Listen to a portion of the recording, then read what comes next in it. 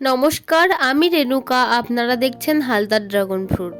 আজকে রোদ ঝলমলে একটা দিন। আমি ঠিক করেছি আজকে আমি গাছে খাবার দেব। কিন্তু সমস্যা হচ্ছে যে গাছে যখন ফুল থাকে, ফুল থাকাকালীন কিন্তু গাছে খাবার দেওয়া যায় না। আবার কিছু করারও নেই, বর্ষার আগেই কিন্তু গাছে খাবারটা দিয়ে দিতে হবে। তবে কিন্তু বেশি ফুলও নেই। আমার দেখুন এই দিকের গাছগুলোতে কিন্তু একটাও ফুল নেই। যে কটা ফুল ছিল সব ফল হয়ে গেছে। খড়গুলো নিচে নামিয়ে দিয়েছি, এই যে দেখুন। তো চলুন আপনাদেরকে দেখিয়ে দিই আমি গাছে কি কি খাবার দিচ্ছি। আমার এখানে আছে 1 কেজি শিংকুচি, 1 কেজি হাড়ের গুঁড়ো এবং 1 কেজি নিম খোল ও 1 কেজি সর্ষের খোল। তার সাথে দিয়েছি আমি কলার খোসা এবং ডিমের খোসা। এগুলো কিছুদিন আগেই কিনে এনেছিলাম, বাড়িতে রাখা ছিল। হাড়ের গুঁড়োটা কেমন দেখুন দলা পাকিয়ে গেছে। এরপর দিয়ে দিচ্ছি হচ্ছে শিংকুচি। শিংকুচি দেখুন এখানে 1 কেজি আছে, পুরোটাই দিয়ে দেব। এরপর দিয়ে দিচ্ছি সর্ষের খোল। পিঁপড়েরা মিলে পলিথিনটা একদম ছিঁড়ে ফেলেছে। এরপর দিয়ে দিচ্ছি নিম খোল। তারপর দিয়ে দেব কলার খোসা। কলার খোসাতে কিন্তু প্রচুর পরিমাণে পটাশিয়াম সালফেট থাকে, যার জন্য গাছে খুব তাড়াতাড়ি ফুল চলে আসে। এবং এরপর দিয়ে দিলাম ডিমের খোসা।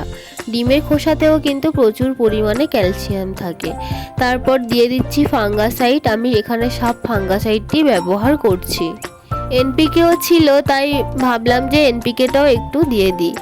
ওই বড় চামচের 4-5 চামচের মতো দিয়েছি। এগুলো কিন্তু না দিলেও চলে। এরপর দিয়ে দেব মাইক্রো নিউট্রিয়েন্টস। এটা প্রায় শেষের পথে, একদম শেষ হয়ে এসছে। এটা খুব ভালো। এরপর দিয়ে দেব দানা ওষুধ, যাতে আর কি মাটির নিচে কোনো রকম কোনো পোকামাকড় না লাগে। তার কারণে আমি দানা ওষুধ দিয়ে দেব 1 চামচের মতো। বড় চামচের 1 চামচ দানা ওষুধ দিয়ে দিচ্ছি। গাছের কোন সময় কোন খাবারটা বা কোন ওষুধটা দিতে হবে আমিও কিন্তু তাতে খুব একটা পারদর্শী নই। আমি যতটা পারি ইউটিউব দেখে সবটা শিখে নেওয়ার চেষ্টা করি। তারপর আমার দাদাও থাকে, সেও কিন্তু আমার সাহায্য করে। আচ্ছা, এবার সবটা একসঙ্গে ভালো করে মাখিয়ে নিতে হবে। সবটা একসঙ্গে পুরোপুরিভাবে ভালো করে মাখিয়ে নিতে হবে। আমার মা কিন্তু এই যে দেখুন মাখিয়ে দিচ্ছে। আমার মা আর আমি দুজনে মিলে গাছের কাজকর্ম করে থাকি। কি বড় একটা শিঙের টুকরো দেখুন, একদম মাছের দাগার মতো দেখতে। তো সবটা মোটামুটি ভালো করে মাখানো হয়ে গেছে। তো এবার চলুন গাছে এবার দিয়ে দেওয়া যাক। আমি মাটিটা, উপরের মাটিটা হালকা করে সরিয়ে দিচ্ছি হালকা হাতে। এই সময় কিন্তু শিকড় একদম কাটা যাবে না, হালকা হাতে সরিয়ে দেব। দেওয়ার পর আমি ওই খাবার কিছুটা পরিমাণ করে দিয়ে দেব, দিয়ে আবার তার উপর আমি মাটি চাপা দিয়ে দেব। দেখুন কিভাবে আমি পুরোটা করছি। মাটিটা সরানো হয়ে গেছে। এবার আমি আস্তে আস্তে মিশ্রণটা এর গোড়ায় ভালো করে, গাছের গোড়ায় ভালো করে বিছিয়ে দেব। সুন্দর করে গাছের গোড়ায় দিয়ে দেব। দেওয়ার পর আবার যে মাটিটা আমি তুলে নিয়েছি ওই মাটিটাই কিন্তু আমি এর ওপর সুন্দর করে আবার বিছিয়ে দেব। আর একটা কথা বলে রাখি, আমার গাছের বয়স কিন্তু একদম বেশি নয়।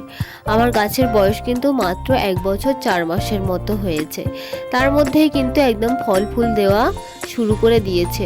আমি কিন্তু অনেকগুলো ফল পেয়েছি গাছ থেকে, প্রায় 12-14টার মতন ফল আমি তুলে নিয়েছি গাছ থেকে।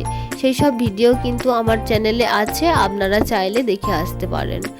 দেখুন এরপর আস্তে আস্তে আমি এই পারের গাছটাও দিয়ে দিচ্ছি। যেহেতু আমার একটা কার্টুনে 2টো করে গাছ আছে, তাই আবার এই পারের মাটিটা এইদিকে সরিয়ে দিচ্ছি। দেওয়ার পর আবার এই পারে আবার খাবার দিয়ে দিচ্ছি। দেওয়ার পর ওই একইভাবে আমি আবার মাটিগুলো সুন্দর করে চাপা দিয়ে দেব। আপনারাও কিন্তু নিজেদের বাড়িতে ড্রাগন গাছ লাগাতে পারেন। খুব সহজে কম যত্নে কিন্তু এই গাছ বড় হয়ে যায়। তবে আপনারা হয়তো এই ভিডিও দেখে ভাবছেন যে এটা এত কিছু দিচ্ছে, এটা আবার কম যত্ন কোথায় হলো। আপনি যদি 1-2টো গাছ নিজের শখে যদি লাগাতে চান নিজের বাড়িতে, তবে কিন্তু জৈব সার, বাড়ির সবজির খোসা, গোবর সার এইসব দিয়েও কিন্তু গাছ তৈরি করা যায়। তাতেও কিন্তু আপনি সুন্দর ফল পাবেন। আচ্ছা, আমার কিন্তু মাটি একদম সমান করে পেতে দেওয়া হয়ে গেছে। এরপর আমি এর ওপর খড় বিছিয়ে দেব মালচিংয়ের জন্য। এতে করে কি হবে, মাটিটা কিন্তু জমাট বেঁধে যাবে না, মাটিটা একদম নরম এবং ঝুরঝুরে থাকবে। এই যে দেখুন, আমি সুন্দর করে খড়গুলো বিছিয়ে দিয়েছি। ঠিক এইভাবে আমি প্রত্যেকটা কার্টুনে এইভাবে সুন্দর করে খাবার দিয়ে তার উপর এইভাবে খড় বিছিয়ে দেব।